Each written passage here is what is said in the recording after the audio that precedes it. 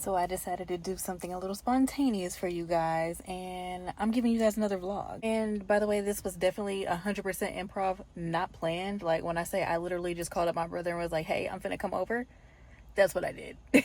Y'all are gonna have to bear with me with the background noise because obviously I'm not at my house recording, so y'all are gonna get the real deal Holyfield in the field footage today. So Fayetteville, North Carolina may look like your average southern town, but tonight we're diving into the haunted history that's hidden in plain sight.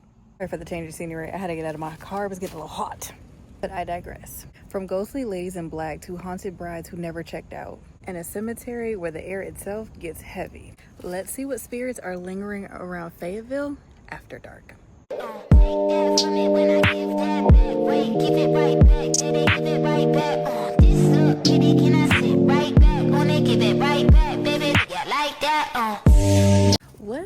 What's good in the YouTube hood? It's your girl Luna Nova, and I'm back with another spooky adventure for you guys today. Yes, it's another vlog for y'all.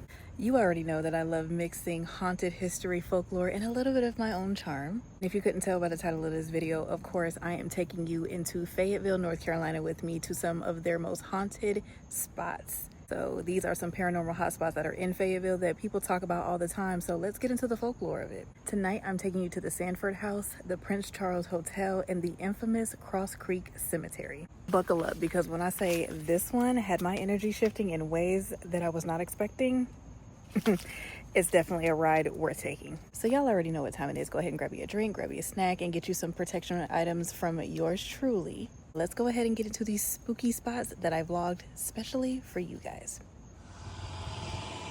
The Sanford House is one of Fayetteville's oldest standing homes, built in the 1800s. Locals say that it's haunted by the lady in black, believed to be Margaret Sanford herself. Now, the folklore goes that Miss Sanford was roaming the halls when she died looking for her husband. Now, another story whispers that a young woman who fell in love with the soldier only for him to be murdered and buried in a secret tunnel in the house. Yeah, that's kind of creepy. They say her ghost still lingers in the hallways, still pacing the stairs, waiting for a reunion that unfortunately never came. And you guys is not gonna lie. Standing here, it's almost like you can feel eyes on you, even when the house is perfectly still.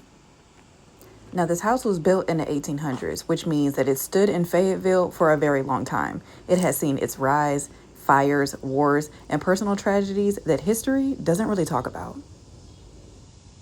Some visitors have reported feeling cold spots near the stairwell, and others have caught glimpses of shadowy figures passing across the windows when no one is inside. Now, I don't know about you guys, but for the kid, it's not just the stories. It's the weight that the history holds within these walls. Just think about it. How many generations have lived, loved, died, connected to this house? When a place carries that much memory, it leaves some kind of special imprint. And depending on how you look at it, that imprint can feel like comfort or like a haunting. Now, I was told that I could possibly come back and take a tour of this place. So if you guys want to see the inside, definitely let me know down in the comments, because I'm not going to lie, I'm kind of curious to see what the inside looks like. Now, there are some things that I absolutely despise about the South, but I'm not going to lie, some of the houses are charming. All right, let's take a vote. Would you dare spend a night in the Sanford House, or would you nope out the second the lady in black shows up? Let me know down in the comments, because I want to know, how spooky is it really gonna get?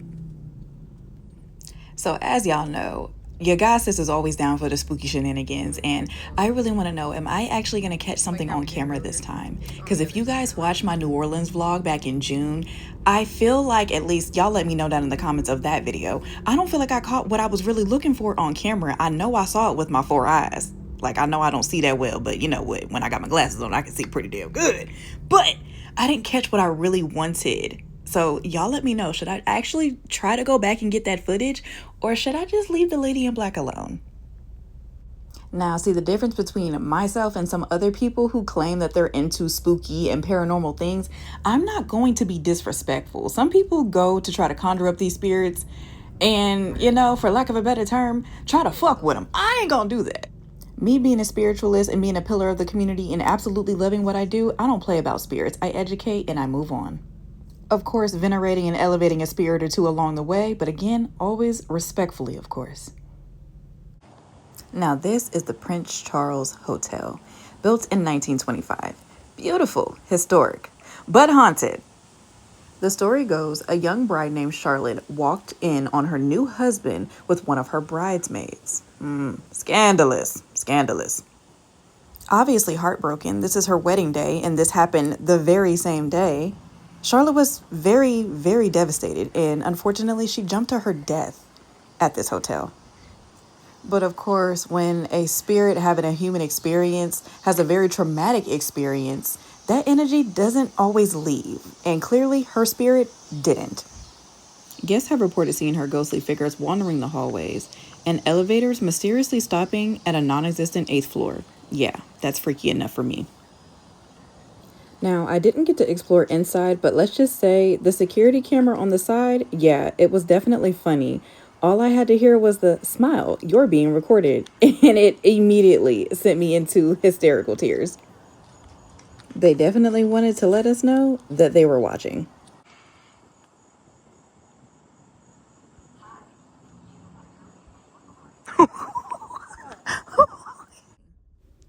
On the way to the next spot, the GPS started glitching out on us, just like it did when we went to the Lalaurie Mansion in New Orleans back in June. I don't know if the spirits were trying to throw me off or my phone was just being shady, but either way, it seems to happen whenever the energy and spirits are high. So guess who just wound up getting extra rolls when we only ordered a dozen? I'm pretty sure you can see the reflection in the car next to us. Yeah, Texas Roadhouse, okay? But before I hit the cemetery, me and my sister-in-law had to go fuel up. And y'all already know one thing about me. I am a carb whore. Bread is my life. And Texas Roadhouse is my best friend. For my fellow foodies out there, y'all know that Texas Roadhouse has the best rolls and butter in the universe. And it was something that me and my dad absolutely love. So in a sense, it became comfort food for the soul for us. Now listen, we ordered a half a dozen, and I'm not a mathematician, but a half a dozen last time I checked is only 6. Don't ask me how we wound up with 25 rolls. I blame the Haints. They always want something sweet. Either the server was trying to be funny or they were looking out for the kid, and either way, the chubby little girl inside of me was doing a happy dance and was grateful for it. I'll see you.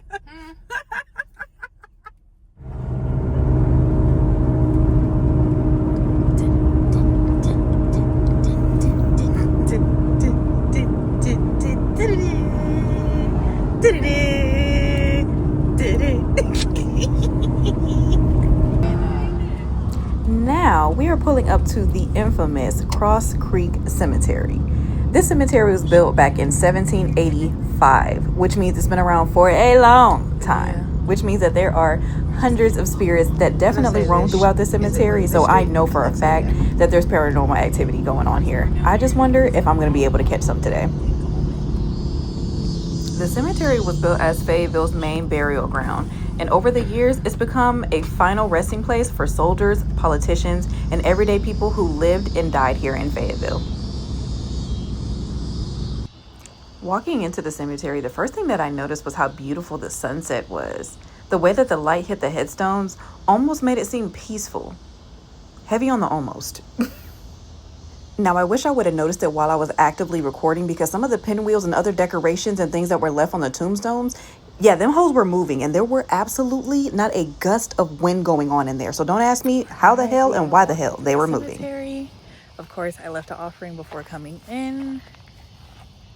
Well, some people do it before they come in. Some people do it before they leave. Me, personally, I do it before I come in, because I ain't finna come empty-handed, okay? Them spirits ain't finna come after me.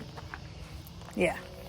Very teachable moment here. If you are ever in a cemetery and you are coming to a crossroads like what you see here, that's physically in the cemetery, and you know that you have loved ones, known loved ones, your actual family that are in the cemetery, this is a really good place to leave offerings and or do ancestral work at the crossroads. You can also leave an offering for Legba. If you do have relatives that are in the cemetery, you don't know who they are, but you are wanting to connect with them, Legba will help open the roads for that communication and for that connection. Not gonna lie, this is actually a really pretty cemetery, like with the the scenery of the sun going down. Like, it's not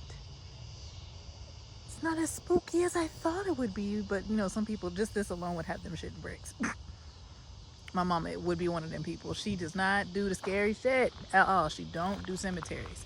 Me, on the other hand, I probably would have frolicked here as a child, probably. Now I want to know who's in there. This is beautiful.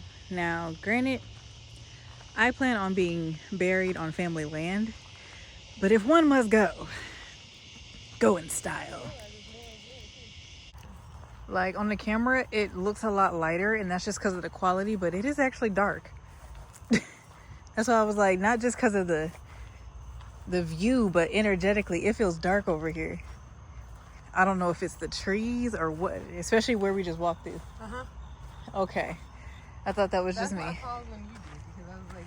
It was when we first walked in. I got to go back and look at that first tomb when you come in. Now, to be honest, I'm not sure what happened energetically with the shift from the first half of the cemetery that we went to the part that you're viewing right now in the video. But again, energetically, it just felt very dark, very heavy, and like something or someone was following us around. And I usually don't get creeped out by things like that. But whatever this was, it felt like it was literally on the nape of my neck.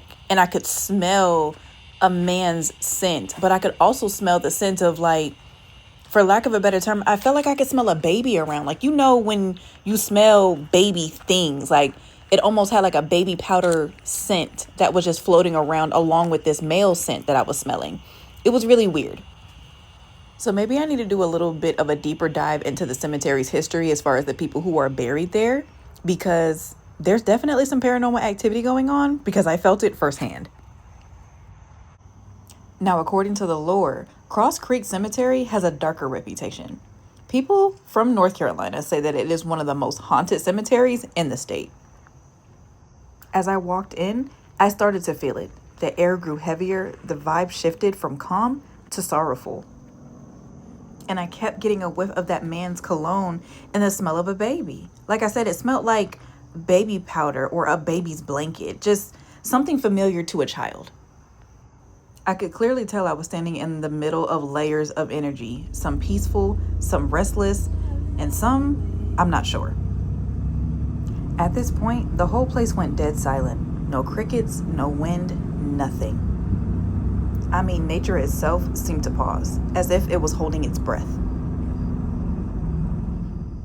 The deeper that I went into the cemetery, the more sadness I felt settle in. It wasn't scary, like the run for your life kind of fear or sadness, but it was the type that definitely felt haunting. It's the type of eerie feeling and haunting that makes you stop, listen, and respect the stories that these souls still are trying to tell. Looking around at the different sections of the cemetery, first and foremost, I didn't realize that it was this big.